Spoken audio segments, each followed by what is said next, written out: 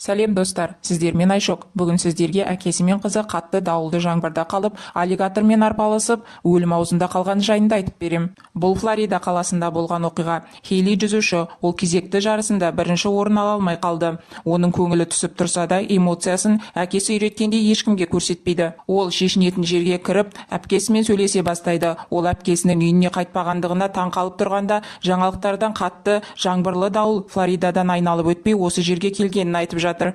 Әпкесі Хейлиге әкесінің телефонға жауап бермей жатқандығын айтады. Солайша Хейли әкесінің халін біліп келуге келеседі. Ол машинада келе жатып, әкесіне автоответчикпен "әпкем саған алаңдап жатыр, мен саған келе жатырмын" деп хабарлама қалдырады. Бірақ Хейлидің әкесімен қарым-қатынасы нашар еді. Ауа райы да нашарлап барады.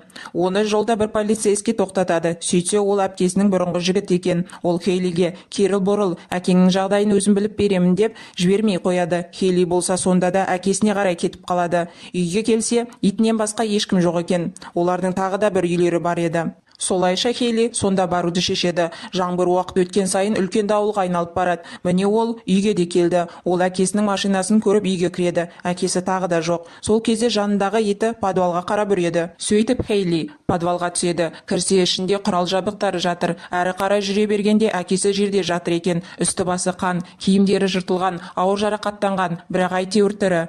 Хейли оны ауруханаға апармақшы болып пакеттің үстіне әкесін салып жылжытып жатыр. Сатыға жақындап қалған кезде қайдан шыққаны белгісіз үлкен аллигатор шыға келеді. Бұл қалада аллигаторлардың жүрісі таңсық емес, бірақ подвалға кіруі күтпеген жағдай болды. Қыз қорыққаннан әкесін кері сүйретіп, қашып трубалар арасында тығылып, әзер құтылады. Содан кейін біраз уақыттан кейін әкесі есін жиып, "Қызына, сен мұнда неге келдің?" дейді. Хейли болса, "Мұндай жағдайда рахмет айтудың орнына неге келдің дегені несі?" дейді. Сол кезде әкесі тағы да "Сен бұл жерден тезірек кет" дейді. Бірақ қызы мұны жасамайды. Себебі әкесі қатты жаралы, оған көмек керек. Солайша Хейли түсіп қалған телефонын көріп алуға бекінеді. Әкесі оған "Ол жерге айналып бар" дейді. Хейли жермен еңбектеп кетіп бара жатып, әкесі одан жүзу туралы сұрайды. Хейли болса ренжулі, себебі анасынан ажырасып кеткені үшін жауап бергісі келмейді. Міне ол телефонын тауып хабарласайын деп еді, аллигатор оның аяғынан тістеп сүйретіп бара жатыр. Ал әкесі болса орнынан қозғала алмайды. Ол бір мезетте аяғын шығарып қашпақшы болып еді, екінші аллигатор келе қалды.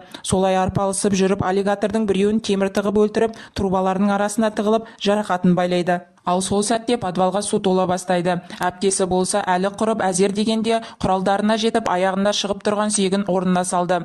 Хейли сол кезде терезеден көрші үйде адамдар бар екенін көріп көмекке шақыра бастайды. Сөйтсе бір ұрылар екен. Ұрылардың біреуі Хейлиге қарай келе жатыр еді. Қайықтағы екіншісін сол сәтте аллигатор жеп қойды.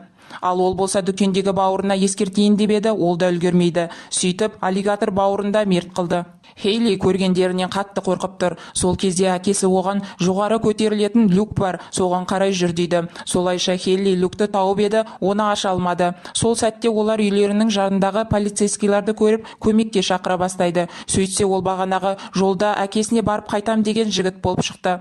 Ол үйге кірсе, олардың подвалда екенін естиді. Әкесі оған "Үйде екі үлкен аллигатор жүр" дейді. Жігіт көмекке жанындағы жолдасын шақырып еді, сол сәтте аллигатор келе қалып өлтіре бастайды. Хейли оған көмектескісі келеді, бірақ кеш. Сөйтіп қыз әкесінің жанына жетіп жылай кетті. Әкесі оны "бәрі жақсы болады" деп жұбата бастайды. Хейли енді қайтадан сатыға қарай жүрмекші, ал әкесі болса аллигаторлардың көңілін өзіне аудара бастайды да, біреу жанына жақындағанда оны күрекпен ұрып өлтіреді. Хейли болса сатыға жете алмайтындығын түсініп, құбырмен сыртқа шықпақшы. Әкесі оған жан даусымен "олай істеме" дейді. Хейли тыңдамастан кетіп қалады да, ол жерден полицейскийдің өлген денесін және аллигатордың жұмыртқаларын көреді. Яғни олар бұрыннан осы жерде болғанын түсінеді. Бір аллигатор жанында жүргенін түсініп, полицейскийдің пистолетін алып еді, оны тістей бастағанда, оны аузынан атып үлгереді де, әрі қарай жүзуді шешеді. Ол әйтеуір дегенде екінші аллигатордан да аман қалады. Сол сәтте подвалдың барлығын су алып, әкесі бата бастайды. Олардың иттері Хейлиге әкесінің қай жерде екенін көрсетеді де, Хейли сол жерді ұрғылап, еденін сындырып, әкесін шығарып алады. Әкесі су жұтқанынан есін білмейді. Солайша кеудесінен бір ұрып, есін жидырады. Сөйтіп екеуі далаға шығып, тезірек қайыққа отырмаса плотина жарылады.